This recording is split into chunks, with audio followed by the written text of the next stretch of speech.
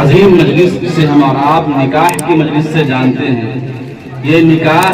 یہ ایک عظیم سنت ہے اور یہ تمام انبیاء کرام کی سنت ہے۔ حدیث کے اندر آتا ہے کہ جب لڑکا یا لڑکی بالغ ہو جائے تو اس کا نکاح کر دینا چاہیے، اور یہ نکاح اسلام میں انتہائی آسان ہے۔ دو گواہان کی موجودگی میں لڑکا اور لڑکی نے ایجاب و قبول کر لیا، وہ نکاح کام ہو گیا۔ اتنا آسان نکاح ہے، اس لیے یہ عظیم سنت ہے۔ اس کو زندہ کرنے کے لیے ہمیں اور آپ کو بھرپور کوشش کرنی چاہیے۔ دوسری بات یہ ہے کہ خطبہ نکاح میں جو آیتیں پڑھی جاتی ہے اس کا مختصر خلاصہ یہ ہے کہ جو آیتیں بھی خطبہ نکاح کے اندر پڑھی جاتی ہے اس میں عام طور پر آپ دیکھیے گا کہ اللہ تبارک و تعالی انسانوں سے اور ابن آدم سے ایک چیز کا مطالبہ کرتے ہیں، اور وہ مطالبہ ہے تقویٰ کا کہ اے لوگوں متقی بن جاؤ، اے لوگوں اللہ سے ڈرو، اے لوگوں پرہیزگار بن جاؤ۔ یہ تین آیتیں جو خطبہ نکاح میں قرآن کریم کی پڑھی جاتی ہے اس میں عمومی بات یہی ہے کہ اللہ تبارک و تعالی انسانوں سے یہ کہنا چاہتے ہیں اور انسانوں سے یہ مطالبہ کرنا چاہتے ہیں کہ اے لوگوں دیکھو تم ایک نئے رشتے میں بندھنے جا رہے ہو، ایک نئے، دیکھیے شادی ایجاب و قبول کے ذریعے، نکاح کے ذریعے ایک نیا رشتہ پیدا ہوتا ہے، اور اس رشتے کا احترام کرنا اسلام نے اس کو سکھایا ہے کہ سل من قطع کا، کہ تم رشتے کا احترام کرو۔ الرحیم شجنۃ من الرحمن، یہ رشتہ داری جو ہے یہ اللہ تبارک و تعالیٰ کی ایک شاخ ہے۔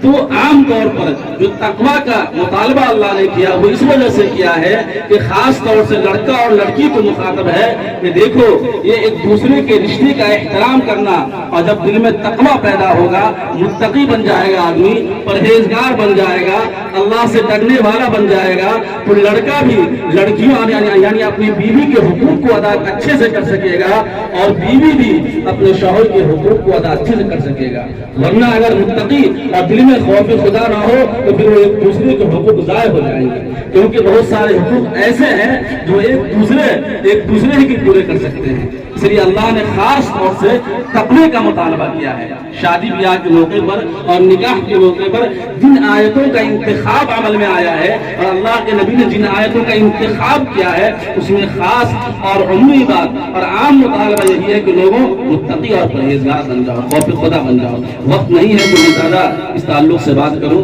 تو خطبہ نکاح پڑھی جاتی ہے، آپ حضرات ونتوکل علیہ ونعوذ باللہ من شرور انفسنا ومن سیئات اعمالنا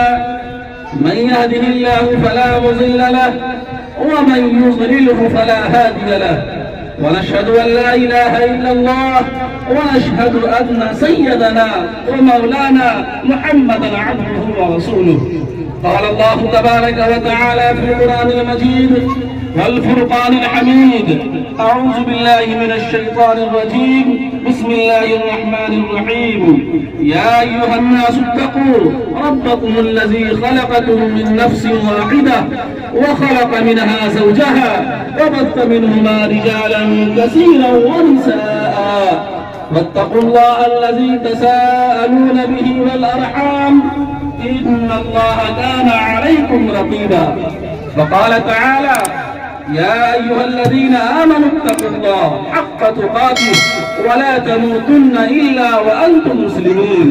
وقال تعالى: يا أيها الذين آمنوا اتقوا الله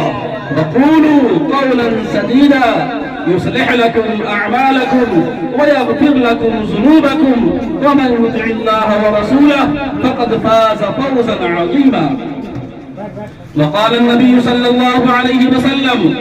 النكاح من سنتي، وفي رواية آخر: فمن رغب عن سنتي فليس مني۔ وقال: إن أعظم النكاح بركة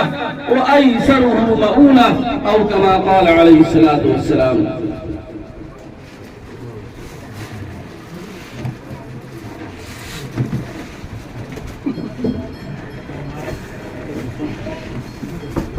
بابو محمد شمس الہدیٰ،